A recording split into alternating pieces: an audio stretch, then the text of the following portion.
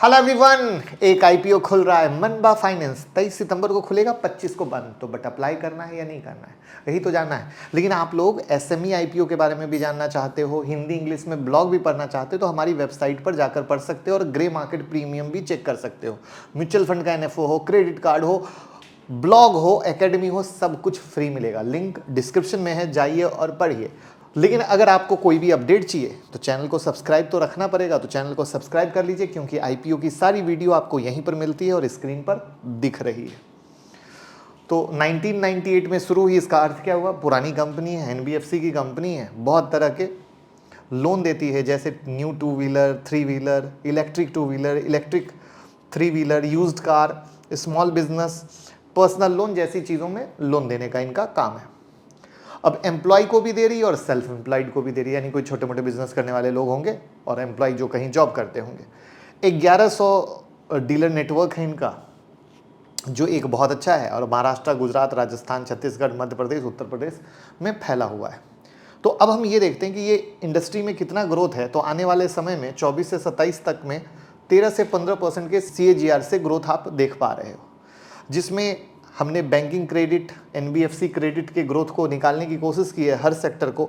तो हर सेक्टर में बहुत क्रिस्प और क्लियर तरीके से ग्रोथ है। स्पेशली एनबीएफसी 19.92 से 21.03% का ग्रोथ आपको यहाँ पर दिखा रहा है। अब छोटा आईपीओ आप लोगों की पसंदीदा, तो 114 से 120 का प्राइस बैंड है, 150 करोड़ के साइज का इशू साइज है और पूरा का पूरा फ्रेश इशू है। अब एक मोटा मोटा रिकॉर्ड ये कहता है, छोटा आईपीओ बम्पर लिस्ट हो जाता है और लिस्टिंग दे देता है, बाद में जो भी हो वो अलग बात है, और ऐसा 70 से 80% टाइम होता है। अगर हम एसेट पे आए, इंप्रूवमेंट हुआ year on year, revenue improve हुआ, प्रॉफिट आफ्टर टैक्स इंप्रूव हुआ और नेटवर्थ इंप्रूव हुआ। डेट बढ़ा है, बट एनबीएफसी की कंपनी है तो उसमें टेंशन वाली बात नहीं है। अब यहाँ पर कौन सा लोन सबसे ज़्यादा दे रहे हैं, तो आप देख लो, टू व्हीलर का लोन सबसे ज़्यादा दे रहे हैं, मोटा मोटा 90% के आसपास, बाकी सब छोटा मोटा है। डेट टू इक्विटी 3.75 है, एनबीएफसी है, उस एंगल से ठीक है, बट कहीं ज़्यादा है। Price to book value 2.25x है, और रिटर्न ऑन नेटवर्थ 15.66 है, यानी इंडस्ट्री से ज़्यादा है। इंडस्ट्री का कितना है? 12.18, यानी अच्छी बात है। अब हमने क्या किया, पीयर को निकाला, तो पीयर से ईपीएस को देखने की कोशिश की, तो मनबा फाइनेंस का 8.34 है, जो सिर्फ एक को छोड़कर बाकी से कम है, और आरएनओडब्ल्यू भी अगर आप देखोगे तो मिक्स मैच टाइप का है। अब यहाँ पर हम ये देखते हैं कि पीयर ने कैसा रिटर्न दिया है, तो आप पाओगे कि भैया पीयर निगेटिव चले, मतलब पीयर में दमदार परफॉर्मेंस एक साल में नहीं हुआ, क्योंकि मार्केट तो इतना दमदार चला है, और मार्केट दमदार चला तो भैया इस सेक्टर के शेयर क्यों नहीं चले जो लोन वोन देते थे बाई क्विक में, तो ये समझने वाली बात है। अब यहाँ पर इनका मकसद ये है कि भैया पूरा पैसा कंपनी में जाएगा, फ्यूचर नीड को कंप्लीट करेंगे, और सबसे बड़ा इनका प्रोस्पेक्ट है ब्रांड नेम को बनाना, क्योंकि स्टॉक मार्केट में लिस्ट होते ही ब्रांड नेम तो अपने आप बन जाएगा।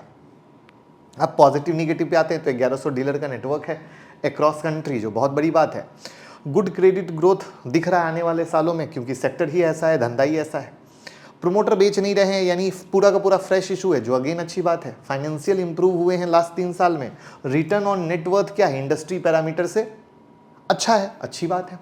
अब निगेटिव क्या है, तो निगेटिव यह है कि टू व्हीलर पे डिपेंडेंसी 90% की है, यानी अगर लोन बांट रहे तो थोड़ा धंधे को डाइवर्सिफाइड करके अच्छे से रखते, जिससे कभी किसी से कम आया, कभी किसी से ज़्यादा आया, तो परफॉर्मेंस मेंटेन रहता है। यानी किसी भी कारण से अगर टू व्हीलर के धंधे पे इम्पैक्ट आता है, तो वहाँ पर इनके धंधे पर इम्पैक्ट आएगा, तो वो एक सिनारियो बनता है। Price to book value more than 2 है, ठीक है। अब किसी भी एनबीएफसी कंपनी का एक से ज़्यादा होता है तो ओवर वैल्यू काउंट होता है, तो ये ओवर वैल्यू में आ गया, ठीक है। सेक्टर यानी पीयर ने एक साल में रिटर्न ही नहीं दिया है, जो आपने ऑलरेडी देख लिया, ठीक है। अब चूंकि एनबीएफसी कंपनी है, तो एनबीएफसी कंपनी में क्रेडिट रेटिंग बहुत इंपॉर्टेंट आता है, ठीक है, और वहाँ पर क्रेडिट रेटिंग इनकी घटी है, जो अगेन एक क्वेश्चन मार्क है, जो मैंने यहाँ से दिखाने की कोशिश की है, ठीक है। उसके बाद 6 स्टेट में ये काम कर रहे हैं, तो सिर्फ 6 स्टेट में क्यों कर रहे हैं, और भी स्टेट में करना चाहिए था, राइट। अपने आप को 1998 से लेकर चल रहे हैं, इतने सालों में पूरी तरफ नहीं फैल पाए, क्यों नहीं फैल पाए, तो अगेन ये एक सवाल आता है। अपना रजिस्टर्ड ऑफिस भी नहीं है, तो ये भी एक बड़ा सवाल वाला बात है कि 1998 से होते हुए भी एक अपना रजिस्टर्ड ऑफिस नहीं है।